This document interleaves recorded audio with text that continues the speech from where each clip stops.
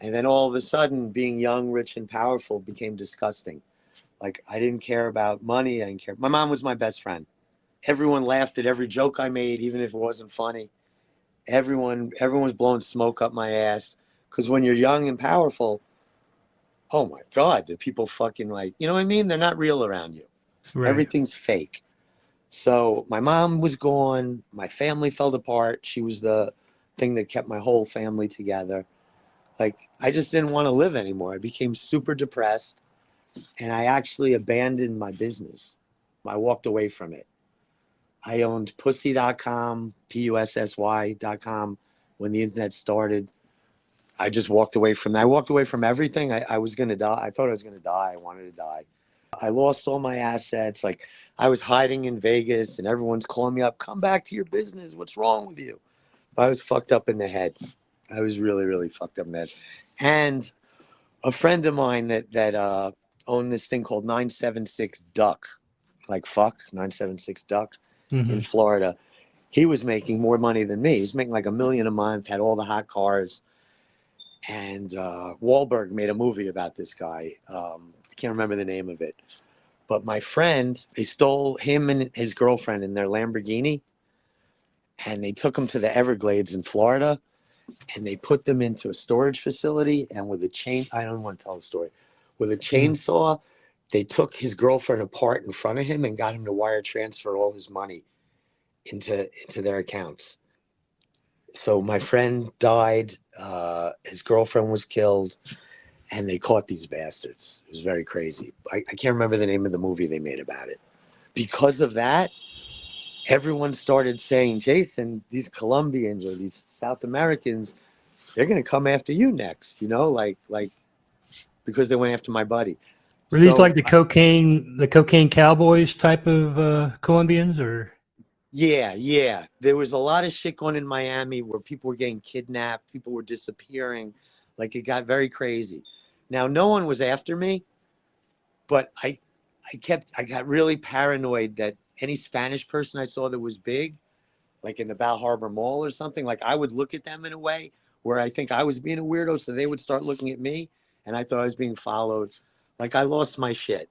I abandoned my business. I wanted to die. I hid in Vegas, jumping from hotel to hotel when they would find me under different fake names.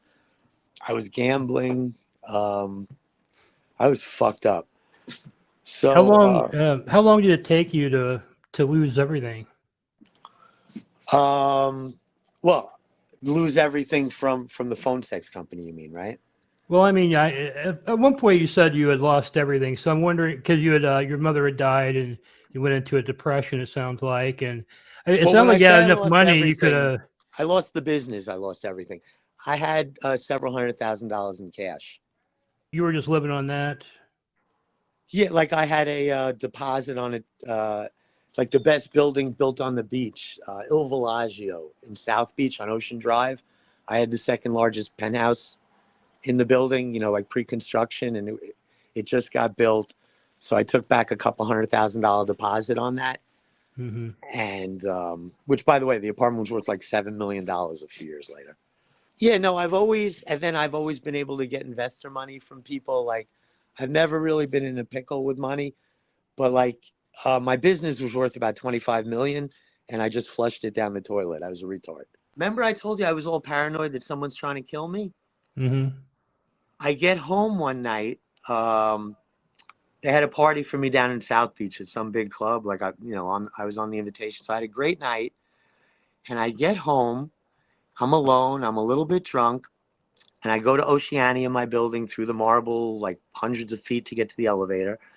And when I get to the elevator, there's like a 6'6", big, strong Latin guy.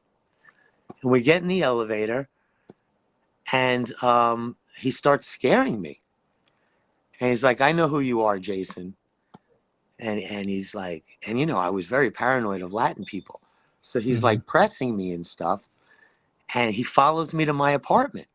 And I'm kind of scared, but like I'm the type of guy that the best defense is a good offense.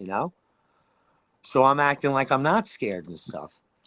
Oh no, we went to hit. He took. I said I'm not going to my apartment. Let's go to your apartment. We went to his apartment for like 5 minutes. Super weird. He had no furniture. Looked like he moved in to get me or something. So I leave his apartment. He follows me to my apartment up to the penthouse. So I don't know. I'm a little crazy. I let him in. And we're in my house and we're just talking.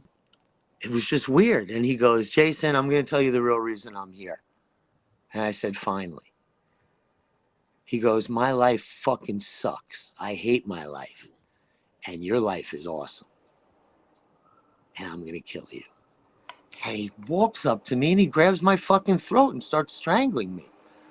I have retard strength sometimes, you know, and I'm like, get the fuck off of me. I throw him flying and I run to my fake fireplace. I open up the box and I take out my 38 special, like a $2,000 badass gun I got in Aspen. And I turn around and I put it against his chest.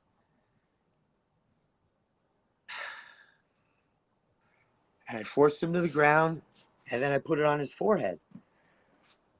And I said, bro, I'm in law school. They teach you in law school, if you pull a gun on someone, you got to kill them because otherwise you're going away for the rest of your life. And he starts crying like a baby. And he talks me into that he'll never talk about this again. And I have a big heart. And I took the gun away and I went to my door and I kicked him in the ass as hard as I could and sent him flying headfirst into the wall across. And I slammed my door. And he told on me and I got arrested the next day. The fucking guy starts fighting with me when I had the gun on his head, right? Mm. And it went off. But he didn't die. Nothing happened. It was like a blank. You know what I'm saying? Yeah, like it It does. was so crazy. People came by my home later. They took my gun from me to hide it. And then the cops had my gun like 2 days later. My life fell apart. You know what I mean? It was crazy.